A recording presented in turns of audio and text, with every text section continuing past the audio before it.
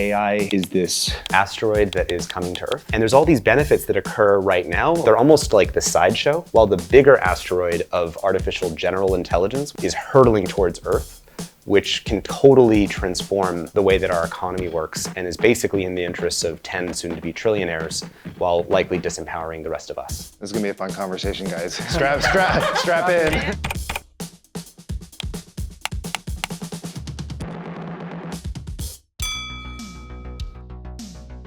AI is a frustratingly vague term for a hyperobject that is touching every part of our lives and every part of our futures. It's a philosophical invitation, but it's a philosophical invitation with a deadline. Because if we don't get the answers right, there will be consequences. I think a lot of companies know that they can now replace a lot of their workers, financial analysts, marketing, data input. And the thing that's different about AI from other technologies is that AI accelerates AI, right? Like if I make an advance in like nukes don't invent better nuclear weapons, but AI is intelligence. So I can point that intelligence at the code that makes AI and say, make that code run faster. And I think that just presents a kind of a double exponential curve that our brain has a hard time metabolizing, but as job loss starts to hit, I think that will be a major and significant way that people experience it. For the nerds, that's called recursive self-improvement, and it's just the fear is that it becomes a runaway train. Even if you don't lose your jobs, it will be devaluing your job, because if your job becomes easier, then they can pay anyone to do it. Taxi drivers had to train so long to become taxi drivers, and they're protected by a labor union. Uber comes in and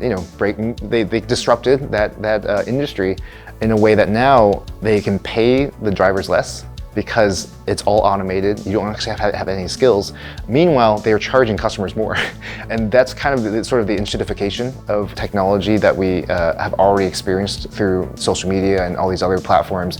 I believe that's probably what's coming next, honestly. Agentic AI and all these things, sure, that stuff might be happening, but I think the enshittification is coming because they need to start making money. How does OpenAI return the trillions of dollars that have been invested into it? They have more debt stacked on them right now than Uber, Netflix, YouTube, like all those companies that took lots of debt before they turned a profit. The AI company, specifically OpenAI, has taken on way more debt. The only thing that will return that is not your ChatGPT subscription. It's not advertising. The only thing that returns that is building a replacement for all human labor in the economy.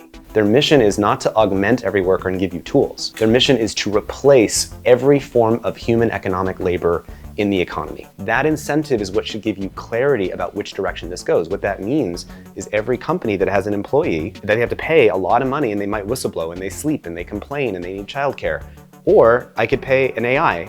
And so there's something in AI called the intelligence curse. This is based on in economics, the resource curse. If you have a country that discovers that its GDP can come from, say, oil, like think Venezuela, and then suddenly all of its GDP is coming from that resource and not from the labor of its people. So there you are as a government.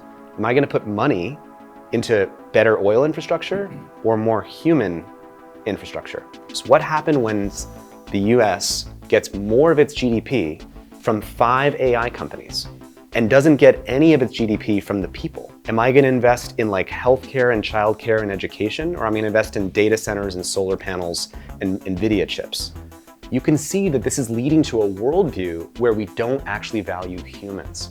And unlike the Industrial Revolution, where a labor union could band together and say, we don't like these working conditions, we're gonna like withdraw and bargain, in this new economy, what power do you have?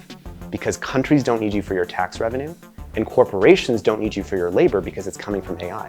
So this is literally the last moment that your political voice will matter.